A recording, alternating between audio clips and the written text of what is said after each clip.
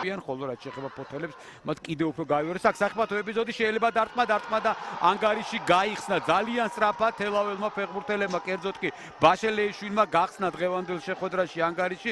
ვიხილეთ სწრაფი გოლი, ნიკოლოზ ბაშელეიშვილი გახლავთ ამ გატანილი გოლის ავტორი. ახლა ყველაფერს დეტალურად აი ამ ეპიზოდში ხედავთ ბაჩან არაბული ზუსტი პასი საჯარიმოში ბაშელეიშვილი შევიდა. მეკარე ახლო კუთხეს ფარავდა, რაც ალბათ ლოგიკური იყო.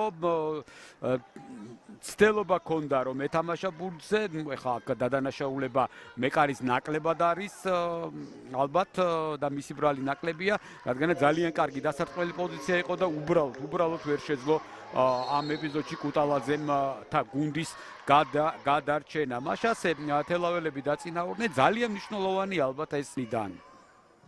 კიდევ ერთი ჩაწოდება, თავური მე წავიდა კარის მიმართულებით, არ იყო ცუდი გადაწყვეტილება, თითქოს იქ და აი განმეორებით ამ ეპიზოდში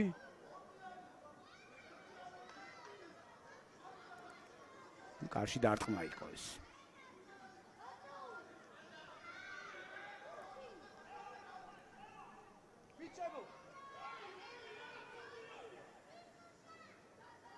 ფეხბურთელებმა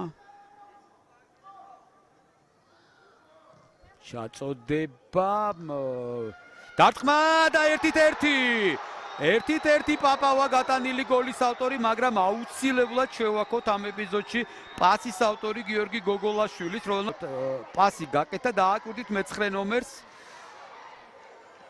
დაუგდო ბურთი და გუნდის კაპიტანმაც კაპიტნების ორთაბრძოლა იყო დაასწრო ცნობილაძეს და პაპავამ. აი ესა გოლის ალღო ძალიან კარგია კამ ფეხბურთელს და ამ შემთხვევაშიც ძალიან ახლო მანძილიდან იყო დარტყმული ბურთი და თანდილაშვილს რა თქმა უნდა გაუჭირდებოდა ამ ეპიზოდში. ბოლომდე თითქოს ვერ მივიდა კარგად ბურთთან, მაგრამ ტანის მოძრაობით მოახერხა მაინც პასის გაკეთება, რაც კონკურენტები აქ სახიფათო ეპიზოდი შეიძლება გატანა და 2-1 უკვე ანგარიში ხდება შეხვედრის 42 წუთზე. საგოლე გადაცემას გიორგი გოგოლაშვილმა დაუმატა გოლი. არ გავს თამაშგარეს, მოდი პირველი შტაბეშტილება ასეთია. მაგრამ მაინც დაველოდოთ საჯების ვერდიქტს. გოგოლაშვილისთვის ეს არის მე-5 გოლი. თუ გოლი ჩათვლილია, კარგად ითამაშა, შემდეგ უკვე კარგად დააგვირგვინა. და პაპავა შემდეგ გუნდის საუკეთესო ბომბარდირი სწორედ გოგოლაშვილია. 2 ასისტიც აქვს მას. დარტყმა და კუთხური. მომენტი არ არის, მაგრამ 3 გოლი არის. აქ სახიფათო ჩაწოდება, შეიძლება დარტყმა და 2-2.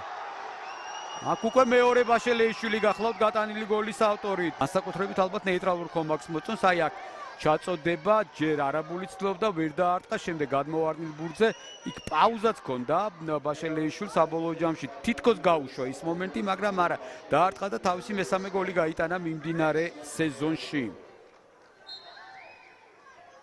დრო ჯერ კიდევ არის პირველ ტაიმში.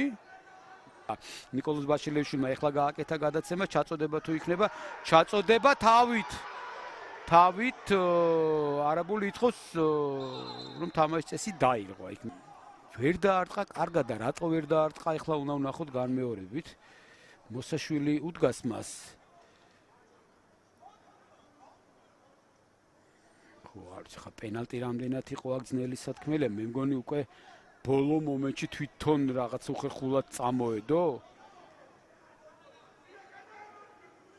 არაბული არა და ვერ გამოიტანეს ბურთი დროულად, კი არა, კარგად თელა სასაგარეჯოებმა დარტყმა და ანგარიში უკვე 2-3-ია. ანგარიში უკვე 2-3-ია, არაბული შევაკეთ და დაამტკიცა კიდევაც რომ ძალიან მაღალი დონის ფორვარდი გახლავთ. ძალიან კარგად ითამაშა, მოდი პირდაპირ თქვათ, აი ხედავთ 32 ნომერი სად არის. აქ თამაშგარე რომ არ არის ფაქტია, ძალიან უკან იყო გაბაძე, მიიღო ბურთი, შემოტრიალდა და ზუსტად დაარტყა და პირდაპირ გეტყვით რომ ბაჩანა არაბულის ეს პირველი გოლი იყო მას შემდეგ რაც ის დაბრუნდა საქართველოში გააგრძელა კარიერა თელავში, ყველაფერი ზუსტად გააკეთა და როგორც პირველ ტაიმში, მეორე ტაიმის დებიუტშიც გოლი გაიტანეს თელაველმა ფეხბურთელებმა. ანგარიში არის 2-3. სუპერ მოძებნა პარტნიორია, მაგრამ განაახლა მაინც თამაში, ხედავთ ცნობილად არა, დათვაშულა დაარტყა. კაძე გაითამაშეს ბურთი საგარეჯოს ფეხბურთელებმა, დარტყმა შორი მანძილიდან და კარგია.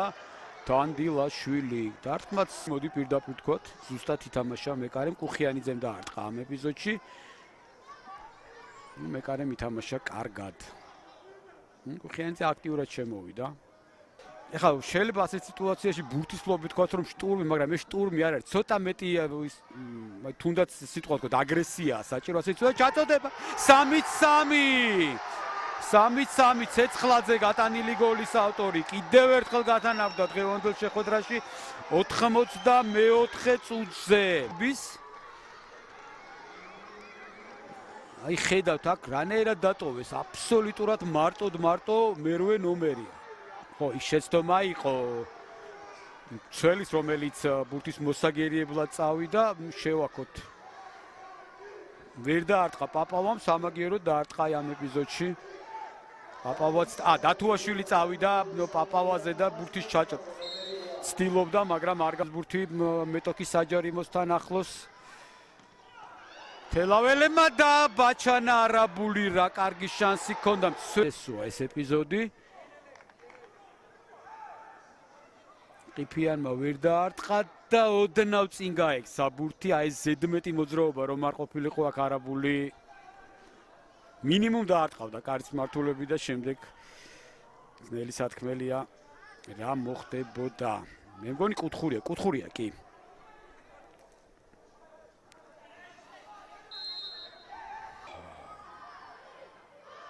მაღალი ჩაწოდება, თავი დარტყმა და ძელს ხდება ბურთი და შემდეგ მეკარე იღებს, რა შანსი ჰქონდა თელავს. უკვე მსაჯის მიერ კომპენსირებულ დროში ამ ეპიზოდს ვნახავთ ჩვენ განმეორებით ეს ეპიზოდი ვნახოთ. შედლიშვილის დარტყმა და მეკარემ აიღო ეს ბურთი და ხარიხასაც შეეხო როგორც ჩანს. ხარიხასთან ახლოს იყო, ძალიან სუსტი იყო დარტყმული და აქედან გამომდინარე კუტალაძემ შეძლო ამ ეპიზოდში თავისი გუნდის გადარჩენა. 3-3 დაძაბული ბრძოლა, როგორც დერბი შეეფერება, შედეგი სწორედ ასეთია, შემდეგ სტატისტიკას რო გადახედავენ, ალბათ ცოტა ხნის მერე გულშემატკივრები ზუსტად ეს საბჭოება დარჩებათ, რომ იყო ძალიან დიდი ბრძოლა.